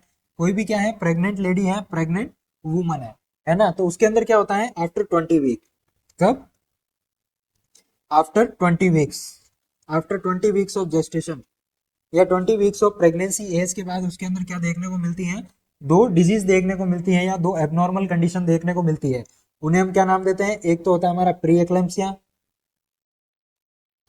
और दूसरा क्या होता है, वो होता है एक्लेम्पसिया, है ना। क्या देखने को मिलता है, प्री एक्लेम्पसिया और एक्लेम्पसिया। अब इन दोनों जो डिजीज हैं इनके मैनेजमेंट के अंदर एक ड्रग काम में ली जाती है और उसका क्या नाम होता है, उसका नाम होता है मैग्नीशियम सल्फेट। क्या नाम होता है, मैग्नीशियम सल्फेट नाम की दवाई इस डिसऑर्डर के अंदर, प्री एक्लेम्पसिया और एक्लेम्पसिया के अंदर प्रेग्नेंट लेडी को दी जाती है या एडमिनिस्टर की जाती है। अब हमसे पूछ रहा है कि यदि मैग्नीशियम जो है उसकी थेरेपी प्रोलॉन्ग हो जाए या मैटरनल ब्लड के अंदर मैग्नीशियम का लेवल एलिवेट हो जाए तो उसका क्या कॉम्प्लिकेशन देखने को मिलेगा। तो 1 बाय 1 हम ऑप्शन को एलिमिनेट करते हैं और आगे रेशनल देखते हैं कि इसका क्या रहने वाला है। तो ऑप्शन डी कहता है मैटरनल सीजर और ऑप्शन सी कहता है मैटरनल हाइपरटेंशन, है ना। तो ये दोनों ही चीजें आपको कहाँ देखने को मिलती हैं, तो ये दोनों ही चीजें आपको कहाँ देखने को मिलती हैं, ये दोनों आपको प्री एक्लेम्पसिया और एक्लेम्पसिया के अंदर देखने को मिलती है ना। ये कहाँ देखने को मिलती है आपको, ये एक्लेम्पसिया के अंदर देखने को मिलता है और ये कहाँ देखने को मिलता है, प्री एक्लेम्पसिया और एक्लेम्पसिया दोनों के अंदर देखने को मिलता है। और मैग्नीशियम सल्फेट जो है वो इन्हीं को ट्रीट करने के लिए दिया जाता है ना। यानी कि मदर के अंदर नहीं तो हाइपरटेंशन देखने को मिलेगा मैग्नीशियम बढ़ने की वजह से और ना ही सीजर देखने को मिलेंगे, क्योंकि इन दोनों को कॉम्प्लिकेशन को ही ट्रीट करने के लिए हम क्या देते हैं, मैग्नीशियम सल्फेट देते हैं। तो पीछे बचते हैं 2 ऑप्शन, एक होता है फीटल हाइपोकैलेमिया और एक हाइपोकैल्सीमिया, है ना। तो मैं आपको बता दूं कि जो हमारी बॉडी के अंदर 2 ग्लैंड होती है ना, कौन सी ग्लैंड होती है, 2 ग्लैंड। तो 2 ग्लैंड कौन सी होती है, एक होती है थायराइड और एक होती है पैराथायराइड। क्या होती है, एक होती है थायराइड और एक होती है पैराथायराइड। कौन सी 2 हो गई, थायराइड ग्लैंड और पैराथायराइड ग्लैंड। ये 2 ग्लैंड्स हमारे नेक रीजन के अंदर पाई जाती है, ठीक है। और ये दोनों ग्रंथियां क्या करती हैं, अलग अलग हार्मोन सीक्रेट करती है। तो ये जो थायराइड हार्मोन, थायराइड ग्लैंड होती है, ये कौन सा हार्मोन सीक्रेट करती है, ये एक हार्मोन सीक्रेट करती है जिसको नाम देते हैं क्या, कैल्सीटोनिन। क्या नाम देते हैं, कैल्सीटोनिन। टोनिन। और वही ये पैराथायरॉइड ग्लैंड है, ये कौन सा हार्मोन सीक्रेट करती है? तो ये पैराथायरॉइड हार्मोन सीक्रेट करती है। कौन सा हार्मोन सीक्रेट करती है? पैराथायरॉइड हार्मोन सीक्रेट करती है। ठीक है, तो अब ये कैल्सिटोनिन क्या करता है ना, ये क्या करता है, कैल्सिटोनिन क्या करता है? तो ये क्या काम करता है? बोन फॉर्मेशन करवाता है। क्या करवाता है? बोन फॉर्मेशन करवाता है, या बोन के अंदर क्या करवाता है? कैल्शियम का लेवल इंक्रीज करवाता है, यानी बोन की तरफ कैल्शियम को बढ़ाता है। और बोन का क्या करवाता है? मिनरलाइजेशन करवाता है। क्या करवाता है? बोन मिनरलाइजेशन का काम करवाता है, बोन को स्ट्रॉन्ग करवाता है। बोन के पास ब्लड से उठा के कैल्शियम कौन सा हार्मोन भेजता है? तो वो भेजता है कैल्सिटोनिन। कौन सा भेजता है? कैल्सिटोनिन। ठीक है, वही अगर हम बात करें किसकी, पीटीएच की, है ना, पैराथायरॉइड हार्मोन। तो ये पैराथायरॉइड हार्मोन आपका क्या करता है? ये बोन से उठा के क्या करता है? बोन से उठा के कहाँ ले आता है? ब्लड के अंदर। क्या करता है? कैल्शियम को बोन से उठा के ब्लड के अंदर ले आता है ना, यानी कि कैल्शियम का लेवल ये क्या करता है? बढ़ाता है इन ब्लड। क्या करता है? इन ब्लड क्या करता है? कैल्शियम का लेवल ये क्या करता है? बढ़ाता है। ठीक है, अब क्वेश्चन हमसे किसके रिगार्डिंग पूछ रहे हैं? मैग्नीशियम के रिगार्डिंग। तो इंपॉर्टेंट बात मैं यहाँ लिखने चाह रहा हूँ कि जब भी क्या होता है, मैग्नीशियम का लेवल, जब भी क्या होता है, मैग्नीशियम का लेवल हद से ज्यादा हो जाता है, तो बदले में क्या देखने को मिलता है? कैल्शियम का लेवल जो है वो आपको क्या देखने को मिलता है? कम देखने को मिलता है। क्या देखने को मिलता है? कम देखने को मिलता है। और ऐसा क्यों होता है? क्योंकि ये जो आपका क्या कहते हैं इसको, मैग्नीशियम होता है, ये क्या होता है? मैग्नीशियम होता है, ये क्या करता है? सप्रेस करता है। क्या करता है? मैग्नीशियम क्या करता है? सप्रेसेस पीटी ग्लैंड, है ना, या क्या कह सकते हैं, पैराथायरॉइड ग्लैंड को सप्रेस करता है। यानी कि जो मैग्नीशियम होता है, यदि उसकी मात्रा हद से ज्यादा बढ़ जाए, है ना, नॉर्मल से ज्यादा हो जाए, तो वो क्या करवाता है? पैराथायरॉइड ग्लैंड का सप्रेशन करवाता है। और जब पैराथायरॉइड ग्लैंड का सप्रेशन हो जाएगा तो क्या हो जाएगा? कैल्शियम की मात्रा ब्लड के अंदर क्या देखने को मिलेगी? कम देखने को मिलेगी। क्या देखने को मिलेगी? कम देखने को मिलेगी। किसकी मात्रा? कैल्शियम की मात्रा। यानी जब भी यदि मदर को क्या दिया गया है, मैग्नीशियम सल्फेट जो है वो प्रोलॉन्ग टाइम के लिए दिया गया है, या प्रोलॉन्ग एक्सपोजर टू मैग्नीशियम हो जाए, तो ये मैग्नीशियम क्या करता है? पैराथायरॉइड हार्मोन को क्या कर देता है? सप्रेस कर देता है। और पैराथायरॉइड हार्मोन का काम क्या होता है? वो ब्लड के अंदर कैल्शियम का लेवल बढ़ाता है। तो यानी ब्लड के अंदर अब क्या हो जाएगा? पैराथायरॉइड हार्मोन जो है वो कम हो गया, है ना। पीटी ग्लैंड, पैराथायरॉइड ग्लैंड अगर सप्रेस हो गई, उसके फंक्शन कम हो गए, तो क्या होगा? कैल्शियम ब्लड के अंदर कम देखने को मिलेगा, है ना। और कैल्शियम कम देखने को मिलेगा तो उसको क्या बोलते हैं? हाइपोकैल्सीमिया। क्या बोलते हैं? हाइपोकैल्सीमिया। तो इस क्वेश्चन का करेक्ट आंसर आपका क्या रहने वाला है? ऑप्शन नंबर ए, यानी फीटल हाइपोकैल्सीमिया देखने को मिलता है कब? यदि मदर के अंदर क्या देखने को मिले? मैग्नीशियम का एक्सपोजर प्रोलॉन्ग देखने को मिले। वही मैग्नीशियम का और पोटेशियम का ऐसा कोई लेना देना नहीं है कि मैग्नीशियम पोटेशियम का लेवल कम करता है या बढ़ाता है, लेकिन मैग्नीशियम यदि ज्यादा हो जाए तो वो पैराथायरॉइड हार्मोन का लेवल कम कर देता है, और उसकी वजह से क्या हो जाता है? कैल्शियम का लेवल ब्लड के अंदर कम देखने को मिलता है, और उसे क्या कहते हैं? हाइपोकैल्सीमिया। क्या कहते हैं? हाइपोकैल्सीमिया। तो आपको समझ में आया होगा कि कैसे जो है मैग्नीशियम जो है वो पैराथायरॉइड हार्मोन को सप्रेस कर देता है, उसके लेवल को कम कर देता है, और कैल्शियम के लेवल को ब्लड के अंदर डिक्रीज कर देता है ना। तो इस क्वेश्चन का करेक्ट आंसर आपका क्या चला गया? इस क्वेश्चन का करेक्ट आंसर आपका चला गया ऑप्शन नंबर ए, है ना, यानी मैग्नीशियम सल्फेट जो है वो कैल्शियम के लेवल को कम कर देता है। तो बढ़ते हैं हमारे नेक्स्ट क्वेश्चन की ओर। तो नेक्स्ट क्वेश्चन हमारा क्या कहता है? ध्यान से पढ़िए। तो नेक्स्ट क्वेश्चन हमारा क्या कहता है? नेक्स्ट क्वेश्चन कहता है which of the following is an important role of nurse, है ना। आपसे क्या पूछ रहा है? रोल ऑफ नर्स पूछ रहा है इन मिलियो थेरेपी, है ना। कौन सी थेरेपी की बात हो रही है? मिलियो थेरेपी। साइकेट्रिक नर्सिंग के अंदर अलग अलग थेरेपीज हम पढ़ते हैं, उसके अंदर की एक थेरेपी है मिलियो थेरेपी। अब इस मिलियो थेरेपी के अंदर जो है आपको नर्सिंग का रोल पूछ रहा है ना, कि नर्स का क्या रोल रहेगा मिलियो थेरेपी के अंदर। तो ऑप्शन ए क्या कहता है? ऑप्शन ए कहता है हेल्प्स इन एटीट्यूड थेरेपी। क्या एटीट्यूड थेरेपी में हेल्प करता है? या हेल्प्स इन असिस्टिंग ईसीटी, क्या इलेक्ट्रोकन्वल्सिव थेरेपी के अंदर असिस्ट करता है, और अदर ब्रेन स्टिमुलेशन थेरेपी के अंदर असिस्ट करता है, या helps to manage the environment, या एनवायरनमेंट को मैनेज करना होता है नर्स का रोल, या helps in assisting EMDR therapy. तो जल्दी से जवाब दे दीजिए, अच्छे से क्वेश्चन पढ़ लिया आपने, तो बताइए कि मिलियो थेरेपी के अंदर नर्स का क्या रोल रहने वाला है ना। तो जब तक आप बताएं कि मिलियो थेरेपी के अंदर नर्सिंग का रोल क्या रहने वाला है, नर्स का क्या रोल रहने वाला है, तब तक हम डिस्कस कर लेते हैं किसके बारे में? मिलियो थेरेपी के बारे में, है ना। किसके बारे में? मिलियो थेरेपी के बारे में। तो ये रहा आपका क्या? मिलियो थेरेपी। अब ये मिलियो थेरेपी होता क्या है ना। तो नाम से ही पता चल रहा है थेरेपी है। अब इस मिलियो थेरेपी को और क्या बोलते हैं? इसको और किस नाम से जानते हैं? इसको और किस नाम से जानते हैं? तो इसको और किस नाम से जानते हैं? तो इसका दूसरा नाम क्या है? Therapeutic community. किस नाम से जानते हैं? थेराप्यूटिक कम्युनिटी, है ना। तो मिलियोथेरेपी का दूसरा नाम आपके सामने क्या हो गया, थेराप्यूटिक कम्युनिटी, या इसी को क्या बोल सकते हैं, थेराप्यूटिक एनवायरनमेंट। क्या बोल सकते हैं, थेराप्यूटिक एनवायरनमेंट। क्या नाम दे सकते हैं, थेराप्यूटिक एनवायरनमेंट। तो मिलियोथेरेपी, थेराप्यूटिक कम्युनिटी और थेराप्यूटिक एनवायरनमेंट, ये तीनों क्या है, एक ही चीज है। अब इसके अंदर होता क्या है ना, नाम से ही पता चल रहा है कि मिलियोथेरेपी, थेराप्यूटिक कम्युनिटी या थेराप्यूटिक एनवायरनमेंट, यानी इसके अंदर क्या किया जाता है कि जो एनवायरनमेंट है हमारा, क्या होता है, एनवायरनमेंट है, एनवायरनमेंट इज यूज्ड एज, क्या कहता है, environment is used as tool, environment is used as tool for promote healing, promote healing या रिकवरी, प्रमोट रिकवरी, है ना। यानी साइकेट्रिक नर्सिंग के अंदर हम ये पढ़ते हैं मिलियोथेरेपी, मिलियोथेरेपी का दूसरा नाम थेराप्यूटिक कम्युनिटी, और इसको क्या बोलते हैं, थेराप्यूटिक एनवायरनमेंट। अब इस थेरेपी के अंदर होता क्या है, तो इस थेरेपी के अंदर हम क्या करते हैं, एनवायरनमेंट को एज ए टूल यूज करते हैं पेशेंट की रिकवरी के लिए या उसके हेल्थ को प्रमोट करने के लिए, ठीक है। तो इसके अंदर हम क्या करते हैं, एनवायरनमेंट को मैनिपुलेट करते हैं, यानी एनवायरनमेंट को ऐसा स्ट्रक्चर बनाते हैं जो क्या हो, अडेप्टिविटी को बढ़ाता हो, और क्या हो, रेस्पॉन्सिबिलिटी को बढ़ाता हो, और क्लाइंट को हेल्प करता हो, किसके अंदर, हेल्थ को प्रमोट करने के लिए और मेंटेन करने के लिए, ठीक है। यानी मिलियोथेरेपी, यानी हम एनवायरनमेंट को ऐसा बना देते हैं कि वो क्लाइंट की रिकवरी के अंदर हेल्प करता है और उसकी हेल्थ को प्रमोट करता है ना। यानी मिलियोथेरेपी का जो बेसिस है, वो बेसिस ही क्या हो जाएगा आपका, वो हो जाएगा एनवायरनमेंट। क्या हो जाएगा, एनवायरनमेंट। यानी नर्स का रोल इसके अंदर क्या हो जाएगा, helps to manage the environment. यानी यदि किसी पेशेंट को मिलियोथेरेपी देनी है तो नर्स का सबसे पहला रोल क्या है कि वो एनवायरनमेंट को ऐसा मेंटेन करे, है ना। क्योंकि एनवायरनमेंट को मैनिपुलेट करना ही इस थ्योरी का क्या है, बेसिस है, कि एनवायरनमेंट को ऐसा सूटेबल बना दो कि वो क्या करे, पेशेंट की रिकवरी को प्रमोट करे, उसकी हेल्थ को प्रमोट करे। तो इस क्वेश्चन का आंसर आपका क्या चला जाएगा, ऑप्शन नंबर सी। मुख्य नर्सिंग रोल क्या रहने वाला है मिलियोथेरेपी के अंदर, तो वो एनवायरनमेंट का है ना, एनवायरनमेंट को मैनेज करना या ऐसा बनाना जो हेल्थ को प्रमोट करे, रिकवरी को प्रमोट करे। तो बढ़ते हैं हमारे नेक्स्ट क्वेश्चन की।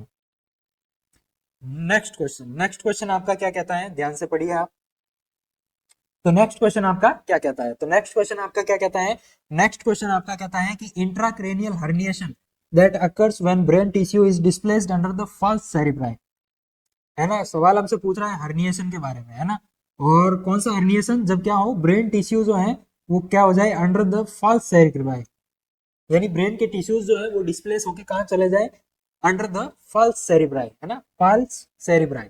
तो उसको क्या कहते हैं, या वो कौन सा हर्निएशन आपका होता है। तो ऑप्शन ए कहता है क्या अंकल हर्निएशन होता है ना, क्या सब फॉल्सिन हर्निएशन होता है, या ऑप्शन सी कहता है क्या डिस्क हर्निएशन होता है, या ऑप्शन डी कहता है क्या इंग्वाइनल हर्निएशन होता है। तो जल्दी से जवाब दे दीजिए इस क्वेश्चन का कि इस क्वेश्चन का आंसर क्या रहने वाला है। जल्दी से जवाब सोच लीजिए सही आंसर इस क्वेश्चन का कि वो क्या रहने वाला है ना। बात हो रही है हर्निएशन की, हर्निएशन कहाँ हो रहा है, ब्रेन के अंदर हो रहा है। क्या हो रहा है, ब्रेन टिश्यूज का डिस्प्लेसमेंट हो रहा है। क्या हो रहा है, ब्रेन टिश्यूज का डिस्प्लेसमेंट हो रहा है, और डिस्प्लेस होकर ब्रेन टिश्यूज जो है वो कहाँ जा रहे हैं, वो अंडर द फॉल्स सेरिब्राई के अंडर जा रहे हैं ना, फॉल्स सेरिब्राई के अंडर जा रहे हैं। तो पहले तो आपको पता होना चाहिए कि ये जो फॉल्स सेरिब्राई है ये होता क्या है ना। उसके बाद ही आप बता पाएंगे, है ना, कि ये हर्निएशन कौन सा होता है। तो जल्दी से आप लोग जवाब दीजिए, तब तक हम वन बाय वन डिस्कशन कर लेते हैं कि कौन कौन से हर्निएशन के अंदर क्या क्या देखने को मिलता है। तो मैं बात करूं किसकी, फॉल्स सेरिब्राई की, है ना। आपको पता होना चाहिए कि फॉल्स सेरिब्राई क्या होता है, फॉल्स सेरिब्राई, ये फॉल्स सेरिब्राई क्या होता है, तो ये क्या होता है, फोल्ड होता है। क्या होता है, एक सिकल शेप, क्या होता है, एक sickle shape skin fold, sorry, sickle shape fold of dura mater. क्या होता है, sickle shape fold of dura mater. हमारा जो ब्रेन होता है उसको सराउंड करके रखती है, उसको कवर करके रखती है कौन सी लेयर, मेनिंजेस, है ना। और वो मेनिंजेस कौन कौन सी होती है, तो वो होती है एप, डेप, सॉरी एप, है ना। डेप, डेप बोले तो ड्यूरा मैटर, अरेक्नोइड मैटर और पाया मैटर, ठीक है। इसमें से जो ये ड्यूरा मैटर होती है एक्सटर्नल मेनिंजेस लेयर, है ना, ये क्या करती है, एक सिकल शेप का फोल्ड बनाती है आपके ब्रेन के अंदर, है ना, वर्टिकली, जो क्या करता है, सेपरेट करता है आपके हेमीस्फीयर्स को, ब्रेन के जो हेमीस्फीयर्स होते हैं उनको सेपरेट करने का काम करता है, या स्ट्रक्चरल सपोर्ट देने का काम करता है। उस स्ट्रक्चर को क्या बोलते हैं हम, फॉल्स सेरिब्राई। यानी मान लीजिए अगर हम बैकवर्ड से ब्रेन को देखें, क्या करें, हम ब्रेन को देखें, तो ये ब्रेन हमें कुछ कैसा दिखाई देगा, ऐसा दिखाई देगा, है ना। कैसा दिखाई देगा, ब्रेन जो है वो ऐसा दिखाई देगा। ये आपका क्या हो गया, एक्सटर्नली ड्यूरामेटर हो गया, और ये क्या हो गया आपका ड्यूरामेटर का वर्टिकल फोल्ड हो गया। क्या हो गया, ड्यूरामेटर का वर्टिकल फोल्ड हो गया। अब इस फोल्ड को क्या नाम देते हैं, इस फोल्ड को ही क्या नाम देते हैं, ये जो आपका फॉल्स है ना, फॉल्स सेरिब्राई होता है, ये इसी का नाम होता है। और ये क्या करता है, ये स्ट्रक्चरल सपोर्ट देता है ब्रेन के दोनों हेमीस्फेयर्स को, है ना, उनके बीच का जो स्पेस है, पार्टीशन है, उसको मेंटेन करके रखता है। इसको नाम दिया फॉल्स सेरिब्राई। और ये फॉल्स सेरिब्राई कैसा होता है, सिकल शेप का होता है। कैसा होता है, सिकल शेप का, यानी ऐसी कुछ स्ट्रक्चर इसकी बनेगी, हंसियाकार की, है ना। अब बात करें ब्रेन टिश्यूज, है ना, ये कि ये जो ब्रेन टिश्यूज होते हैं ये क्या होते हैं, ये क्या होते हैं, डिस्प्लेस हो जाते हैं अपनी जगह से, और कहाँ चले जाते हैं, डिस्प्लेस्ड अंडर फाल्स सेरिब्राई। ये जो फाल्स सेरिब्राई है इसके अंडर क्या हो जाते हैं, डिस्प्लेस हो जाते हैं, ये ऐसे इस तरफ आ गए, है ना। तो ये क्या हो गया, ब्रेन टिश्यूज का हर्निएशन हो गया। क्या हो गया, ब्रेन टिश्यूज का हर्निएशन हो गया। अगर हर्निएशन जो है वो अंडर द फाल्स सेरिब्राई हो रहा है तो उस हर्निएशन को हम क्या नाम देते हैं, तो उस हर्निएशन को हम नाम देते हैं क्या, सब फॉल्सिन हर्निएशन। क्या नाम देते हैं, सब फॉल्सिन हर्निएशन। तो इस क्वेश्चन का आंसर आपका क्या चला गया, ऑप्शन नंबर बी, यानी सब फॉल्सिन हर्निएशन। अब देखते हैं कि दूसरा जो ऑप्शन है वो क्या कहते हैं हमसे, है ना। तो एक होता है अंकल हर्निएशन। अब ये अंकल क्या होता है, अंकल हर्निएशन, तो आपका जो टेम्पोरल लोब होता है, क्या होता है, टेम्पोरल लोब होता है। क्या होता है, टेम्पोरल लोब, यानी ब्रेन का ये जो टेम्पोरल लोब है, यानी ये साइड में से होगा, ये पूरा क्या होता है, टेम्पोरल लोब होता है। अगर इस टेम्पोरल लोब का हर्निएशन हो जाए, है ना, क्या हो जाए, टेम्पोरल लोब का हर्निएशन हो जाए, तो वो क्या कहलाता है, अंकल हर्निएशन। अब इसको अंकल हर्निएशन क्यों बोलते हैं, क्योंकि आपका जो ये टेम्पोरल लोब है ना, क्या है, टेम्पोरल लोब है, इसका जो इनर मोस्ट पार्ट होता है उसको क्या बोलते हैं, अंकस बोलते हैं। क्या बोलते हैं, अंकस बोलते हैं। तो आपको याद रखना है अंकस क्या होता है, तो अंकस क्या होता है, अंकस होता है inner most part of temporal lobe. क्या होता है, inner most part of temporal lobe, है ना। तो इस अंकस का या टेम्पोरल लोब के टिश्यूज का यदि हर्निएशन हो जाए, वो अपनी जगह से डिस्प्लेस होकर नीचे की तरफ आ जाए, तो उस हर्निएशन को क्या बोलते हैं, अंकल हर्निएशन। क्या बोलते हैं, अंकल हर्निएशन। और सब फाल्सिन हर्निएशन मैंने आपको बताया, सब यानी अंडर, और फाल्सिन यानी फाल्स सेरिब्राई के अंडर यदि ब्लड टिश्यू जो है, ब्रेन के टिश्यूज डिस्प्लेस हो रहे हैं, तो उसको क्या नाम दिया, सब फाल्सिन हर्निएशन। तीसरा ऑप्शन हमारे सामने क्या आता है, तीसरा ऑप्शन हमसे कह रहा है किसके बारे में, डिस्क हर्निएशन। किसकी बात कर रहे हैं, डिस्क हर्निएशन। तो डिस्क हर्निएशन कौन सा होता है, डिस्क हर्निएशन आप सब जानते हैं क्या, इंटरवर्टिब्रल डिस्क हर्निएशन। क्या होता है, इंटरवर्टिब्रल डिस्क हर्निएशन। क्या होता है, इंटरवर्टिब्रल डिस्क हर्निएशन। अब ये इंटरवर्टिब्रल क्या होता है, हमारी जो स्पाइनल कॉर्ड होती है उसके अंदर क्या होता है, वर्टिब्रल कॉलम होता है ना। और वर्टिब्रल कॉलम किससे मिलके बना होता है, वो वर्टिब्रास से मिलके बना होता है। और ये जो वर्टिब्रास होती है, बोन होती है, इसके सेंटर में क्या होता है, सॉफ्ट जेली लाइक सब्सटेंस होता है, जिसको क्या बोलते हैं, न्यूक्लियस प्रोपोलस, है ना। क्या बोलते हैं, न्यूक्लियस प्रोपोलस। तो ये jelly like soft substance nucleus pulposus क्या होता है, जब बल्ज आउट होता है या लीक आउट हो जाता है ना, इंटरवर्टिब्रल स्पेस से, और बाहर आके क्या करता है, स्पाइनल कोड को या स्पाइनल नर्व को क्या करने लगता है, कंप्रेस करने लगता है। तो उसको क्या बोलते हैं, उसको बोलते हैं डिस्क हर्निएशन, यानी इंटरवर्टिब्रल डिस्क का हर्निएट हो जाना। उसके सेंटर में जो सॉफ्ट जेली लाइक सब्सटेंस है वो क्या हो जाता है, लीक हो जाता है या बल्ज आउट हो जाता है। ठीक है। वही नेक्स्ट ऑप्शन हमारा क्या कहता है, इंग्वाइलर हर्निएशन। Inguinal herniation. अब ये इंग्वाइनल हर्निएशन क्या होता है, इंग्वाइनल हर्निएशन का क्या मतलब होता है कि आपका जो स्टमक क्या है, एब्डोमिनल पार्ट होता है ना, आपका जो एब्डोमिन का हिस्सा होता है ना, एब्डोमिनल पार्ट वो हर्निएट होके कहाँ पहुंच जाते हैं, तो एब्डोमिनल पार्ट जो होता है, जैसे लूप ऑफ स्मॉल इंटेस्टाइन या लार्ज इंटेस्टाइन, तो वो हर्निएट होके कहाँ पहुंच जाते हैं, वो पहुंच जाते हैं कहाँ, या तो इंग्वाइनल कैनाल के अंदर, कहाँ पहुंच जाते हैं, इंग्वाइनल कैनाल के अंदर, या कहाँ पहुंच जाते हैं, लोअर एब्डोमेन के अंदर। कहाँ पहुंच जाते हैं, लोअर एब्डोमेन के अंदर। तो यदि एब्डोमिनल पार्ट जो होते हैं वो हर्निएट होके डिस्प्लेस होके कहाँ आ जाए, नीचे इंग्वाइनल कैनाल में आ जाए, या लोअर एब्डोमेन के अंदर आ जाए, है ना। जैसे स्मॉल इंटेस्टाइन का कोई लूप आ गया, है ना, तो उसको क्या बोलते हैं, इंग्वाइनल हर्निएशन। डिस्क हर्निएशन मैंने आपको बता दिया, आपके वर्टिब्रल कॉलम से सब्सटेंस लीक हो जाए। और अंकल हर्निएशन मैंने आपको बता दिया कि आपका जो टेम्पोरल लोब होता है उसके अंदर इनर पार्ट होता है, टिश्यूज होते हैं, उनको क्या नाम देते हैं, अंकस नाम देते हैं। और इन टिश्यूज का ही हर्निएशन क्या कहलाता है, अंकल हर्निएशन कहलाता है। ठीक है। तो इस क्वेश्चन का आंसर हमारा चला गया था ऑप्शन नंबर बी, यानी सब फाल्केन हर्निएशन। क्या नाम चला गया, सब फाल्केन हर्निएशन।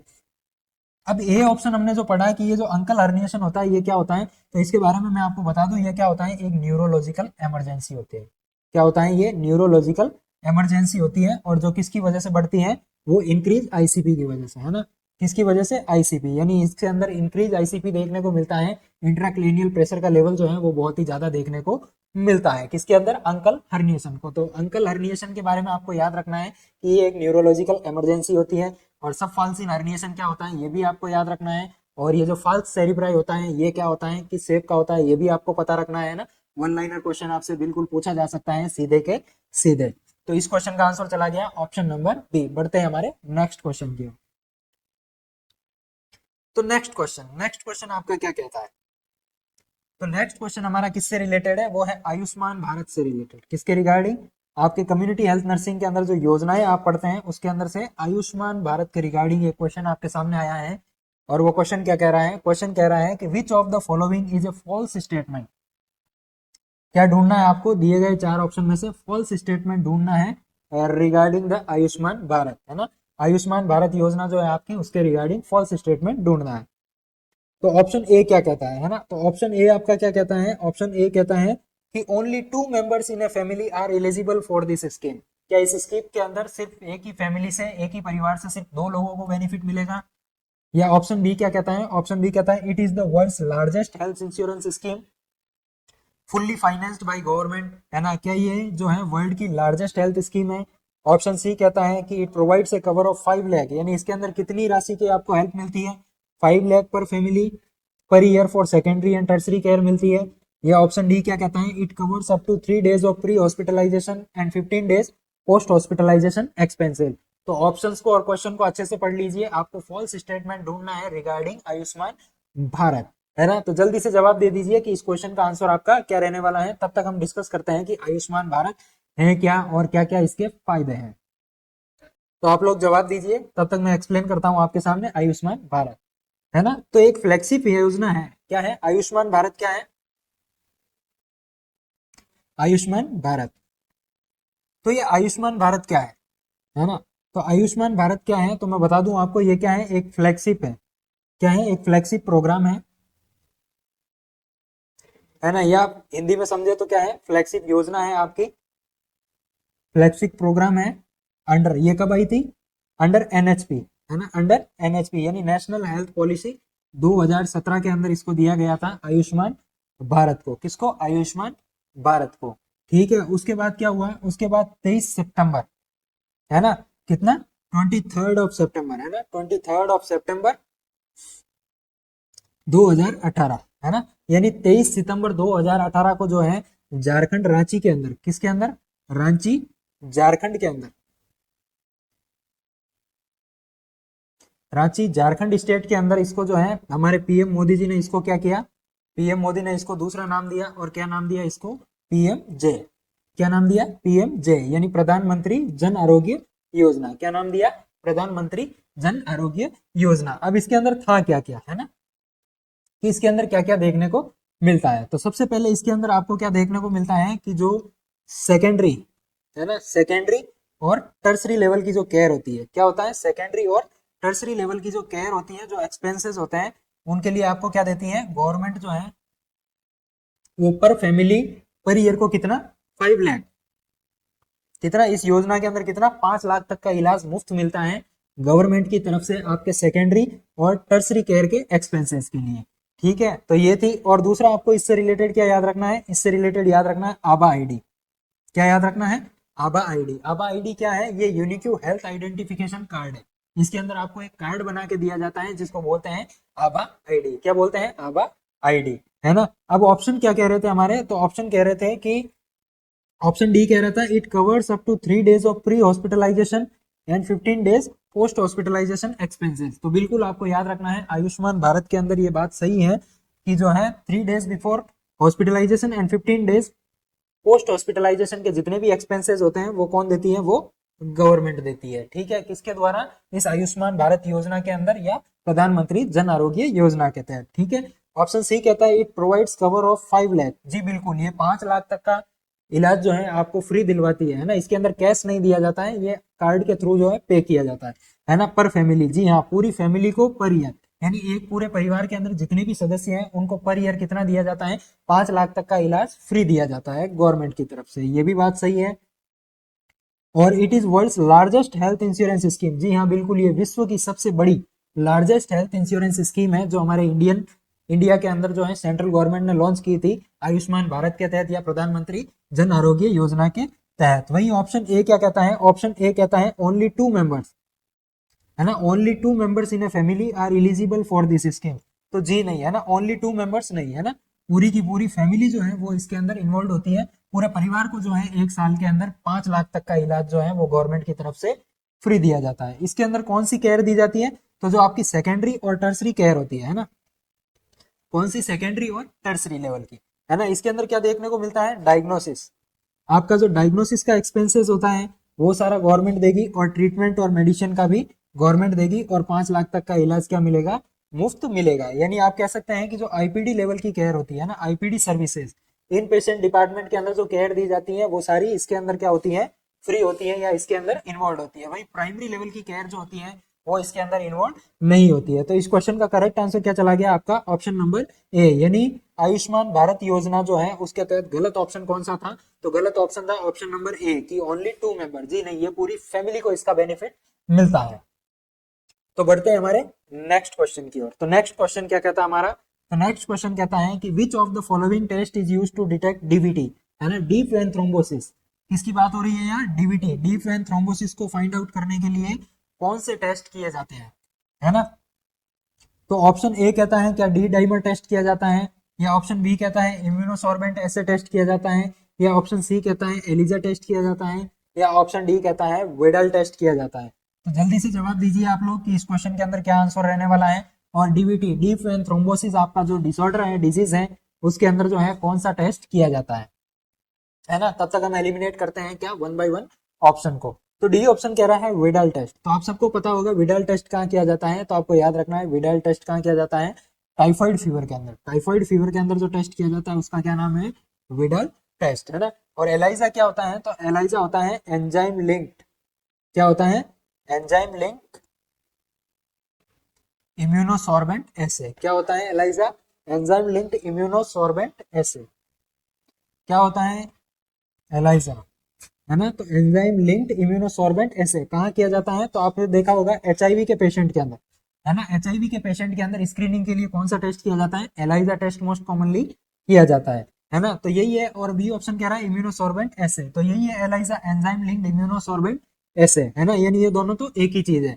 वही बात करें ऑप्शन नंबर ए की, वही बात करें किसकी, ऑप्शन नंबर ए की। ऑप्शन नंबर ए क्या कहता है, तो ऑप्शन नंबर ए कहता है डी डाइमर टेस्ट, है ना।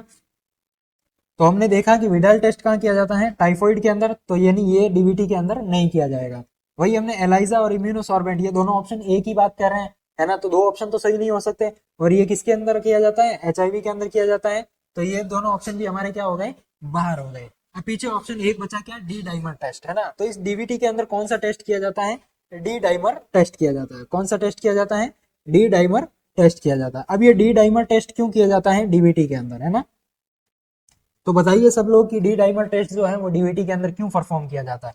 वैसे ये D dimer test confirmative test नहीं होता, ये भी क्या होता है, स्क्रीनिंग टेस्ट होता है, कंफर्मेटिव ये भी नहीं होता। लेकिन इस डी डाइमर टेस्ट के अंदर क्या होता है, हम किसका लेवल चेक करते हैं, तो हम इसके अंदर लेवल चेक करते हैं किसका, फिब्रिन डिग्रेडेड,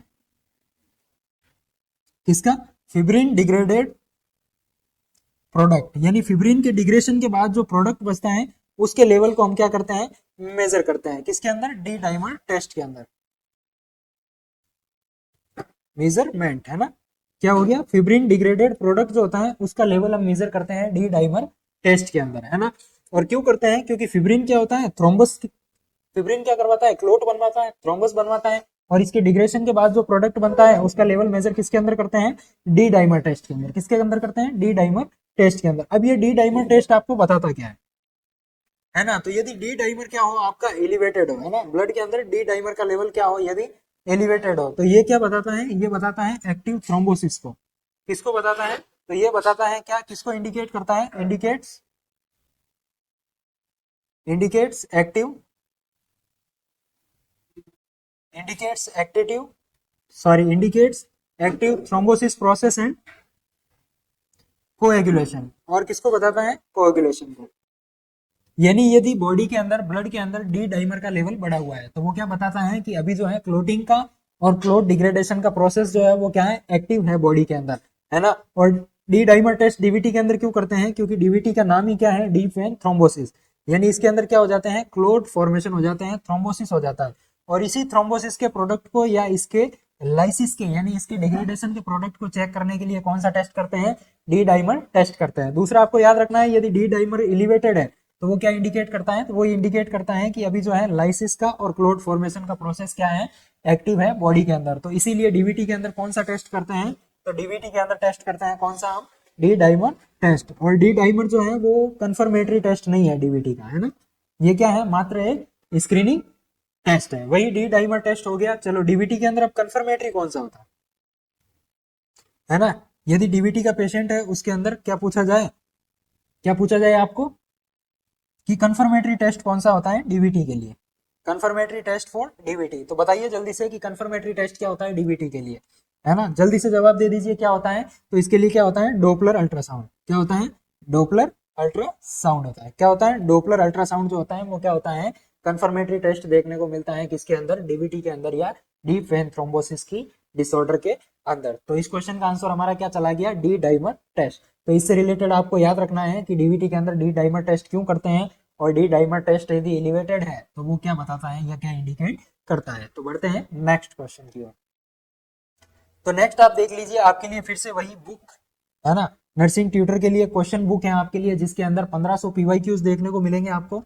कितने, 1500 पीवाईक्यूज, जो different different nursing tutor exams के अंदर आ चुके हैं और उनके वापस आने की संभावना है। और दूसरी ओर आपको मिलने वाला है test series nursing tutor, AIIMS nursing tutor के रिगार्डिंग टेस्ट सीरीज, जिसका प्राइस आपको दे रखा है, ऑफर प्राइस 499 ओनली। ठीक है, और ये 499 का ऑफर आपका वैलिड रहने वाला है 15 नवंबर 2025 तक। तो यदि आप इंटरेस्टेड है, आप भी करना चाहते हैं एक बेहतरीन नर्सिंग ट्यूटर एग्जाम की तैयारी, तो किरोशा नर्सिंग अकेडमी के ऐप को डाउनलोड कर लीजिए, परचेज कर लीजिए टेस्ट सीरीज को, या परचेज कर लीजिए बुक को, और अपनी तैयारी को शानदार बनाएं।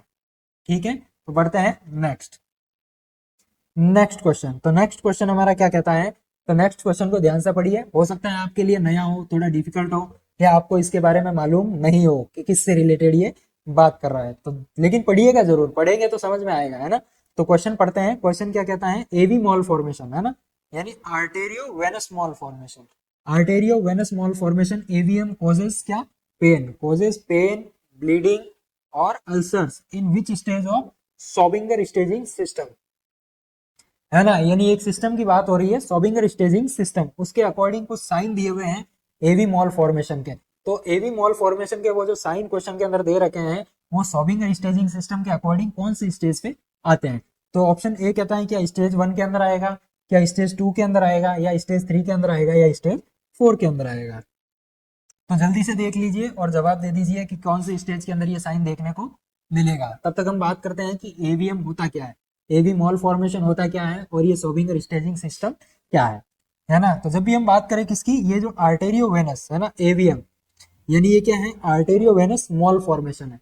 ये मॉल फॉर्मेशन क्या कहता है कि ये किसको इंडिकेट करता है, ये इंडिकेट करता है एबनॉर्मल कनेक्शन को। किसको इंडिकेट करता है, एबनॉर्मल कनेक्शन को, यानी abnormal connection between artery and when. किसकी बात कर रहा है, आर्टरी एंड वेन, है ना, आपकी सीरा और धमनी यानी आर्टरी और वेन जो होती है उसके बीच कोई एबनॉर्मल मॉल फॉर्मेशन हो जाए या एबनॉर्मल कनेक्शन बन जाए, इस एबनॉर्मल कनेक्शन को आप क्या बोल सकते हैं, आप इसको क्या बोल सकते हो, फिस्टुला भी बोल सकते हो। क्या बोल सकते हो, फिस्टुला भी बोल सकते हो, है ना। तो जब ये फिस्टुला फॉर्म हो जाएगा आर्टरी और वेन के अंदर, तो क्या होगा, इसकी वजह से ब्लड और ऑक्सीजन की सप्लाई डिस्टर्ब हो जाएगी। क्या हो जाएगी, डिसरप्शन। क्या हो जाएगा, disruption of blood and oxygen supply. क्या हो जाएगा, disruption of blood and oxygen supply देखने को मिलेगा, है ना। और जब ऐसा हो जाएगा, डिसरप्शन हो जाएगा ब्लड और ऑक्सीजन की सप्लाई के अंदर, तो इसके अंदर क्या देखने को मिलेंगे, कुछ ना कुछ साइंस और सिम्टम्स देखने को मिलेंगे।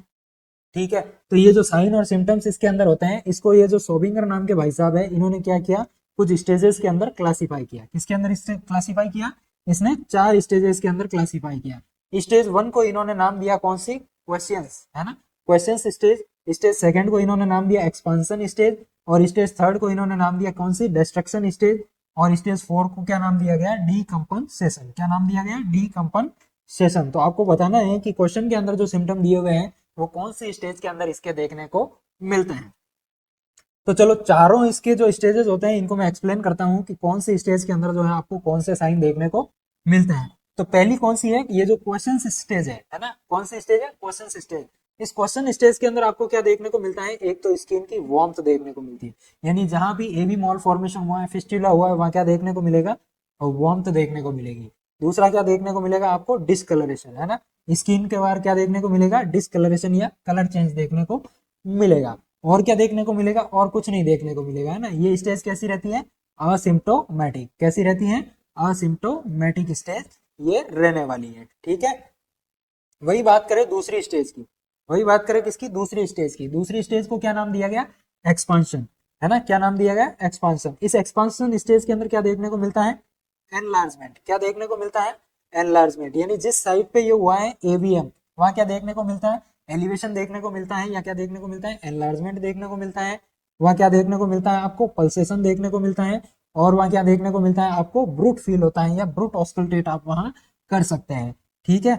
वही बात करें तीसरी स्टेज की, है ना, तो तीसरी स्टेज कौन सी है, डिस्ट्रक्शन।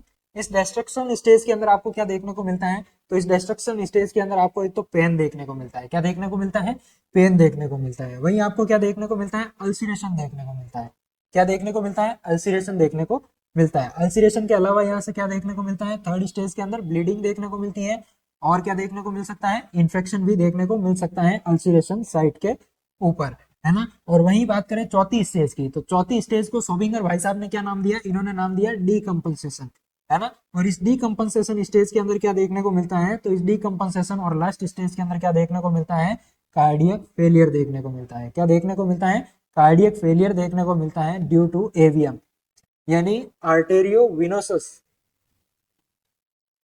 क्या है, आर्टेरियोविनोसस स्मॉल फॉर्मेशन जो आपका होता है उसके अंदर लास्ट स्टेज के अंदर क्या देखने को मिल सकता है, कार्डियक फेलियर देखने को मिल सकता है। इसके अलावा चारों स्टेज मैंने आपको एक्सप्लेन कर दी है कि कौन सी स्टेज किसके अंदर क्या देखने को मिलता है। तो जल्दी से जवाब दे दीजिए कि हमें जो क्वेश्चन पूछ रहे हैं वो जवाब हमें कहाँ मिलने वाला है, या कौन सी स्टेज के अंदर मिलने वाला है। तो क्या पूछ रहा था हमें, एक तो पूछ रहा था पेन कहाँ देखने को मिलेगा, एक पूछ रहा था ब्लीडिंग कहाँ देखने को मिलेगा, और अल्सर कहाँ देखने को मिलेगा। तो देखिए पेन, अल्सर और ब्लीडिंग ये तीनों काम सोबिंगर की कौन सी स्टेजेस के अंदर देखने को मिलती है, एवीएम की कौन सी स्टेज के अंदर देखने को मिलती है, ठीक है। तो पहली वाली तो क्या होती है, असिम्प्टोमेटिक होती है, इसके अंदर ये चीजें देखने को नहीं मिलती है ना। दूसरी के अंदर भी नहीं है, और चौथी के अंदर तो सिर्फ कार्डियक फेलियर हो रहा है ना। तो पीछे क्या बच गया, स्टेज थर्ड।